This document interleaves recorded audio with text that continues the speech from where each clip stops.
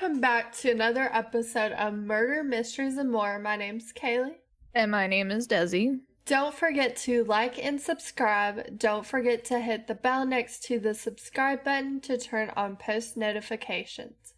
Before we get into this case, we always encourage those who have useful information for any unsolved case to please report it to your local police and sheriff department. Disclaimer, this video will contain some very graphic details and very upsetting topics. If you are under 18 or are not comfortable hearing these details, please click off now. Have you ever, even just for a split second, thought about taking your parents out in a very unethical way? Well, if not, one young woman in Canada decided to do it. Today we will be diving into the secret life of Jennifer Pann. So, a little bit about Jennifer. She was born on June 17th, 1986 in Markham, Ontario to Hann Pann and Bich Pann. She had a younger brother named Felix, and both her parents are refugees from Vietnam. Hann and Bich got married in Toronto and eventually settled in Scarborough after they got married. Now, Hann and Bich worked at Magna International, which was an auto parts manufacturer in Aurora, Ontario. Hann worked as a tool and die maker while Bich made card parts. In 2004, the Panns bought a house in Markham and also had a Lexus and a Mercedes at this time because they were making some good money, like bougie girl. Yeah, they got that money. Got that money, bougie shit. I think, how about you go for the Alfa Romeo? So much better. Anyways, the Panns were known to be quote-unquote tiger parents, which is a strict type of parenting that is controlling and has very high expectations for their children, and is very stressful to those who suffer at the hands of it. A high school friend of Jennifer's named Karen notes that the Panns picked up Jennifer when classes ended and monitored her after-school activities. She wasn't even allowed to date or to attend high school dances out of fear that these activities would distract her from her academic commitments. Jennifer was seen as a well-behaved child and did many things. She played the piano, flute, and she dedicated most of her time to figure skating. Her dream was to become an Olympic figure skating champion. However, that dream eventually went to a close because she tore a ligament in her knee. Hannah and Bich thought of Jennifer as the perfect student, but that was a complete lie at the hands of Jennifer. She was a perfectly average C student except for in music, where she excelled, which was not what her parents expected out of her. Jennifer began forging her report cards. This convinced her parents that she was indeed a straight-A student. Jennifer attended Mary Ward Catholic Secondary School, but she was kicked out because of her poor grades and behavior at one point. Jennifer was to attend Ryerson University, but had her early admission rescinded. She began to lie to her parents. She stated that she was attending university, but in reality, she was really sitting in cafes. She was teaching piano as an instructor, and she worked at a restaurant to earn money. Jennifer didn't even graduate high school, and she lied to her parents about that. She was a high school dropout, and she was lying about all this stuff to her parents. Like, how you keep up with that? Because that's crazy. That's a lot. That's a lot of lies to keep track of. My head would get so, twisted up. But on to, speaking of romance, by the way, the fact that she wasn't even allowed to technically date. Jennifer met Daniel Wong in the 11th grade, and he was a year older than her and was described as a goofy, gregarious boy with a big laugh, wide smile, and a little paunch around his waist. Daniel played the trumpet in the school marching band, and Jennifer and Daniel's relationship was platonic until a band trip to Europe in 2003. After a performance in a concert hall filled with smokers, Jennifer suffered an asthma attack. She started panicking, was led outside to the tour bus, and almost even blacked out at one point. Daniel calmed her down though, and he coached her through the asthma attack. According to Jennifer, he pretty much saved my life, and it meant everything to her. Summer 2003, they started dating in secret. Daniel was also thought to be a good student, but fell behind at Mary Ward and was also charged with trafficking after cops found a half-pound of weed in his car because he was a drug dealer. Daniel would seamlessly help Jennifer in her university scam, hiring someone to create a fake transcript and helped Jennifer get out of her parents' house 3 times a week by pretending to move in with her friend Topaz. Eventually, though, Jennifer gets caught. The Panns took her phone and laptop away, forbade her from seeing Daniel, forced her to quit her jobs, and enrolled her in a calculus course to get her final high school credit. February 2009, Jennifer wrote on her Facebook that living in my house is like living under house arrest, which is fucking sad to compare it to that. In defiance, though, she still visited Daniel, and eventually Daniel got tired of their bullshit secret romance. He told her to figure her fucking life out and broke off their relationship after that. Insert Christine, who was Daniel's girlfriend after Jennifer. Jennifer tries to set her up by making Daniel think she's threatening her in order to get Daniel back, which... You crazy, girl. But okay. I see the dedication. You cray. You crazy? The OG murder plot. In spring 2010, Jennifer reconnects with Andrew Menton-Mayer, a friend from elementary school. According to Jennifer, Andrew had boasted about robbing people at knife point in the park near his home. When Jennifer told him about her torturous relationship with her dad, Andrew confessed that he'd once considered killing his own father. Andrew then introduced Jennifer to Ricardo Duncan, Andrew's goth roommate.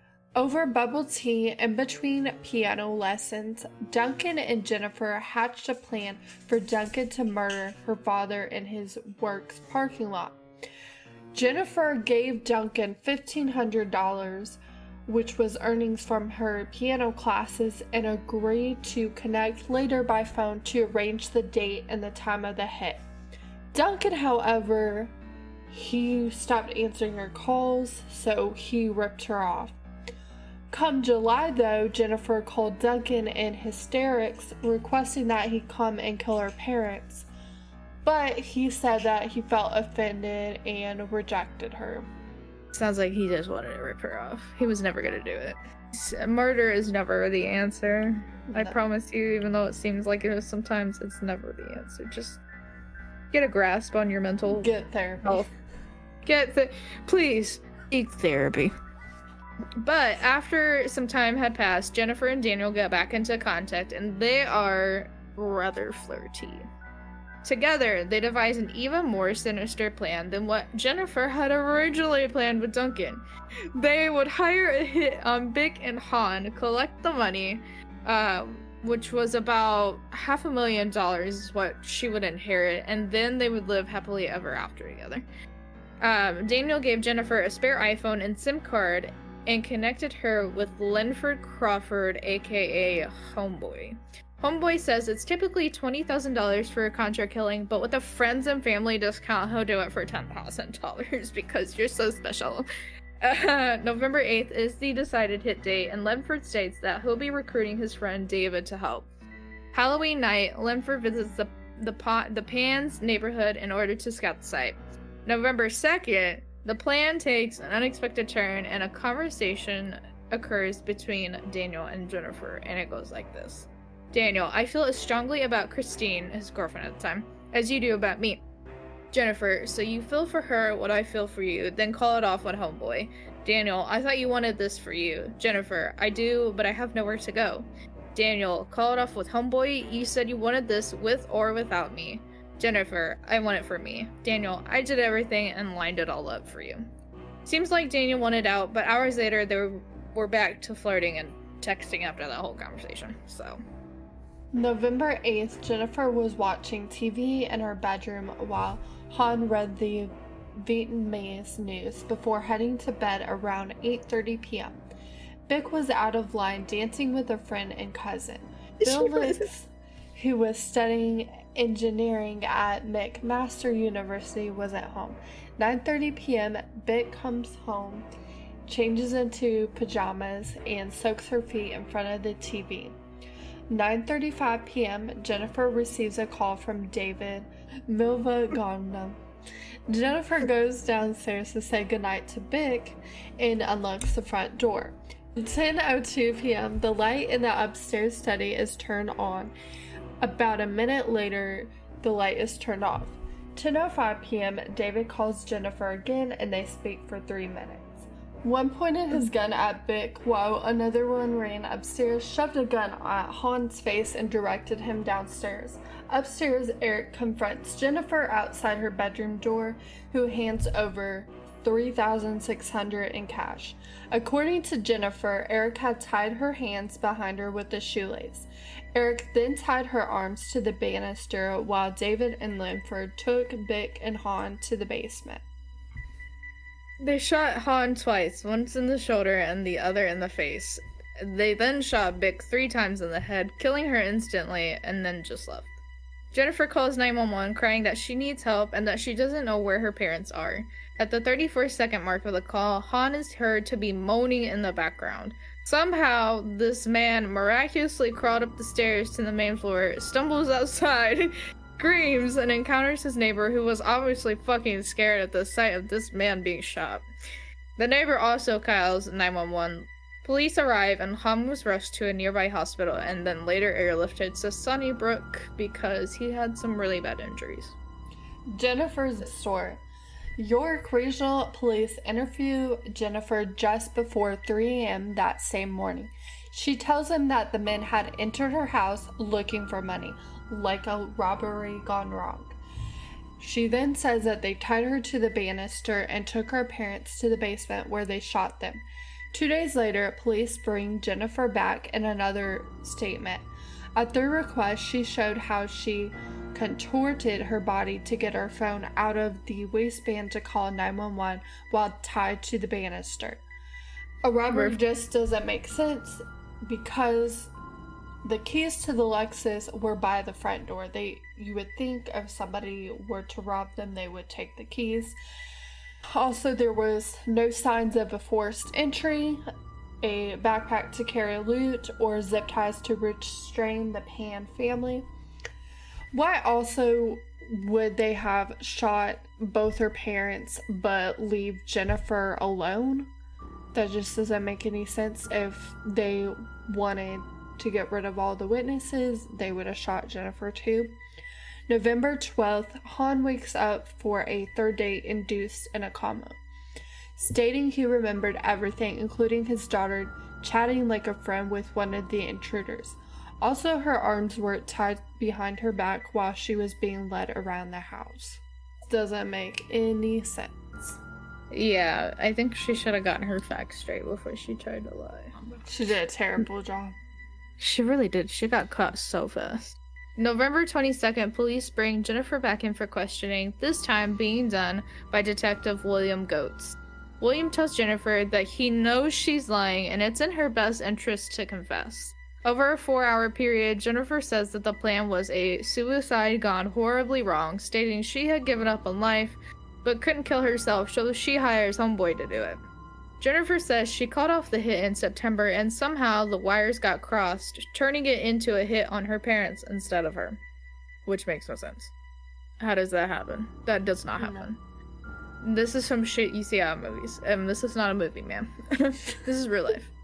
But Daniel, David, Linford, Jennifer, and Eric Cartman, no, I'm just kidding.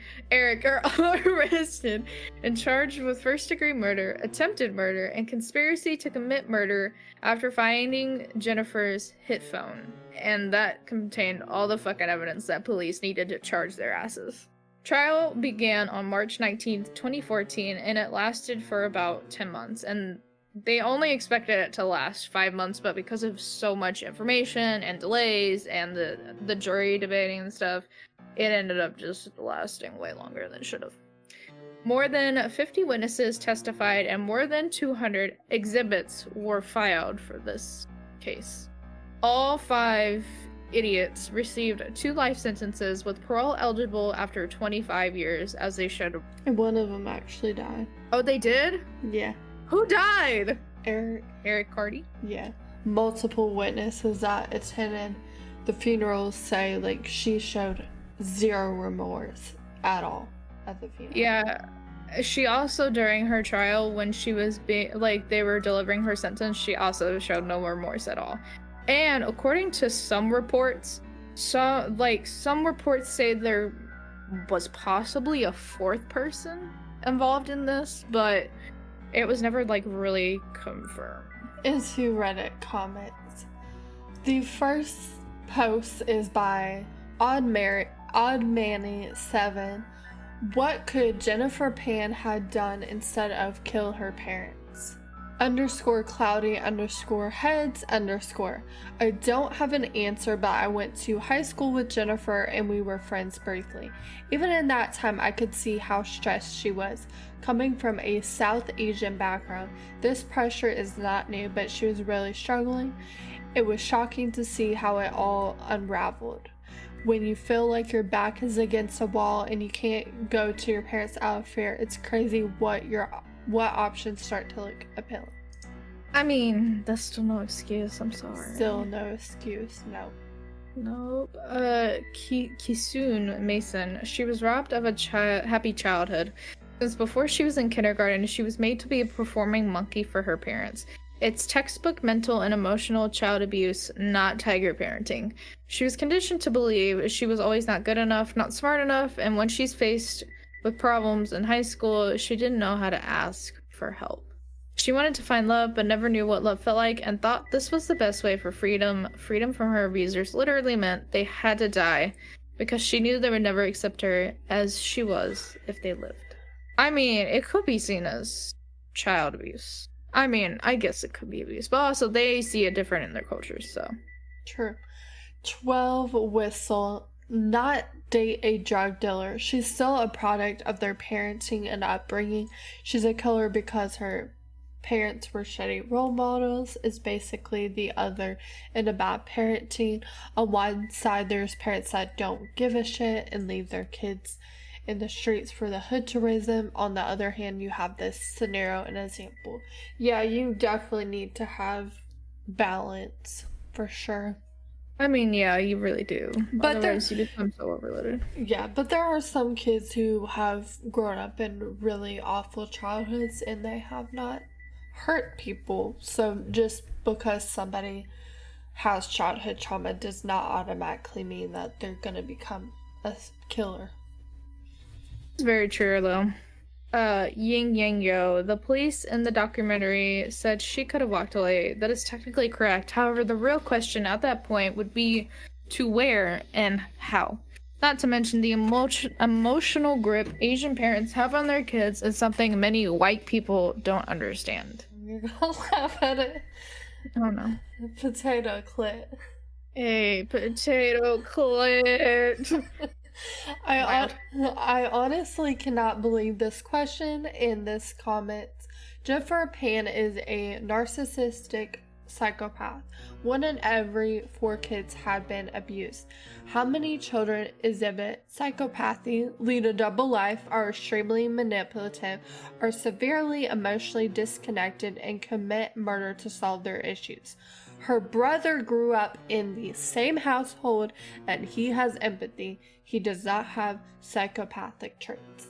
Absolutely true. That is so very true. Some people are just born to be psychos. For sure. And you can't stop it. Yeah. Some people need more help. Some people, y'all need to go to therapy. I promise you. Sometimes it works, but I promise you. And sometimes I don't, but you need to go to therapy. Yeah, find you one that works, find some hobbies. Do find something to do better with your life. Marine Gay 5510. I'm an Asian, but from Singapore. My parents were also very protective of me, having the same rules as far as not getting into a relationship, not allowed sleepovers, and not allowed to get drunk or anything like that. While I've had a few arguments about the sleepover issue, I love my parents and understand their intentions. I still maintained a good relationship with my parents, and we could communicate well. The difference in mindset is definitely influenced by culture, but her actions and thoughts do definitely seem extreme, and she likely has an underlying mental health issue.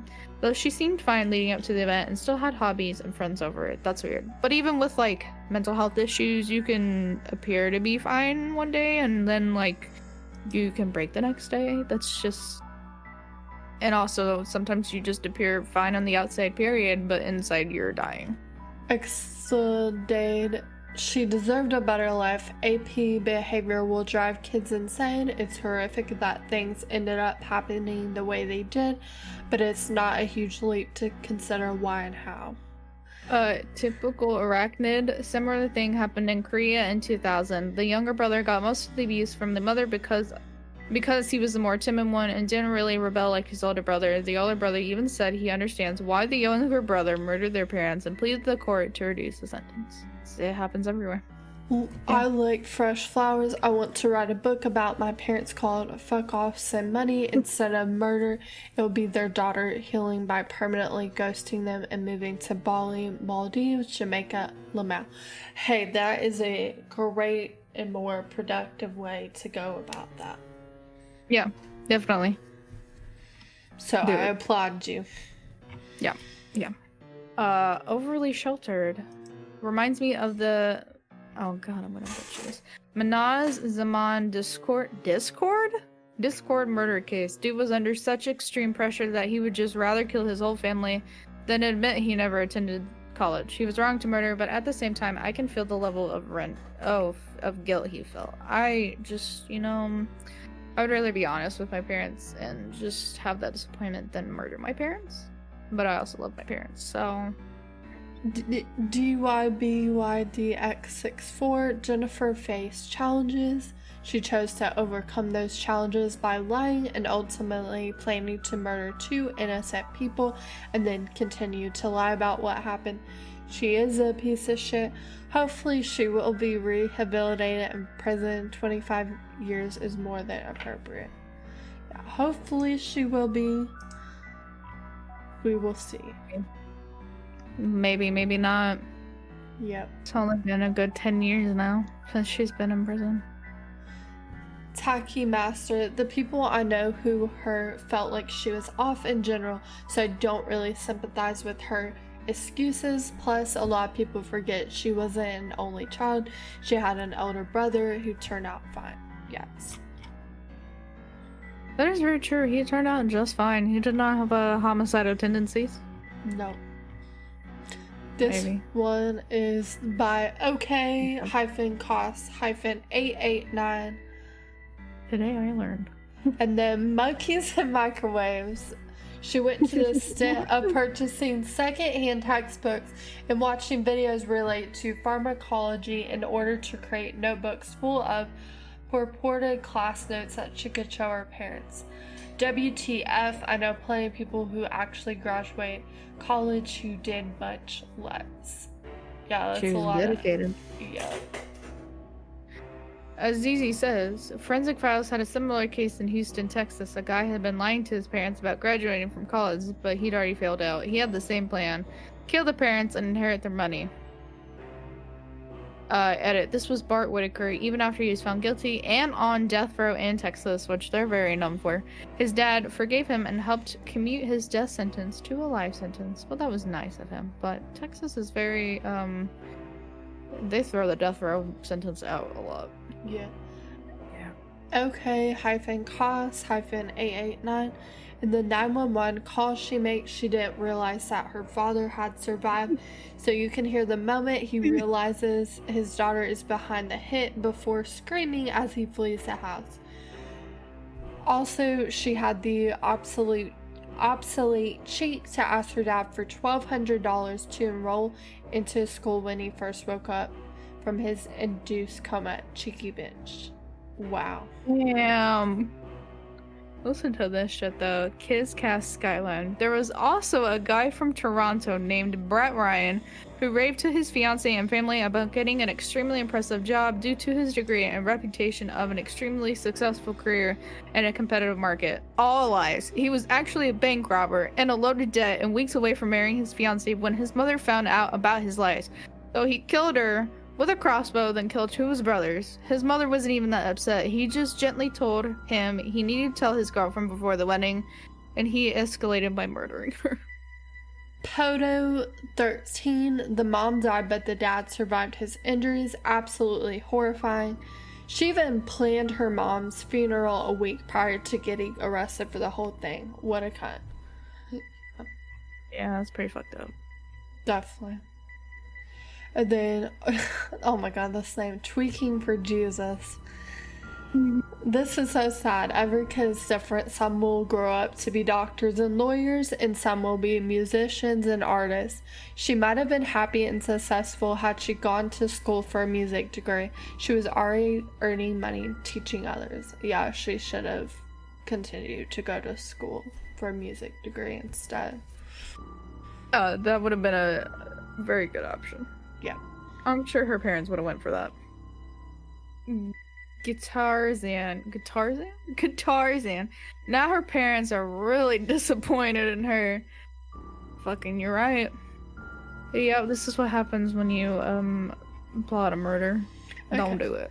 When I lost my wife, I lost my daughter at the same time. I don't feel like I have a family anymore. Some say I should feel lucky to be alive, but I feel like I am dead too. I hope my daughter, Jennifer, thinks about what has happened to her family and can become a good, honest person someday. Quotes from Hann Pann after the whole ordeal. Hann Pann is now unable to work due to the injuries he acquired at the hands of his daughter. He suffers anxiety attacks, insomnia, and when he can sleep, he has nightmares. He no longer enjoys the little things in life and lives with relatives near the Pann family home.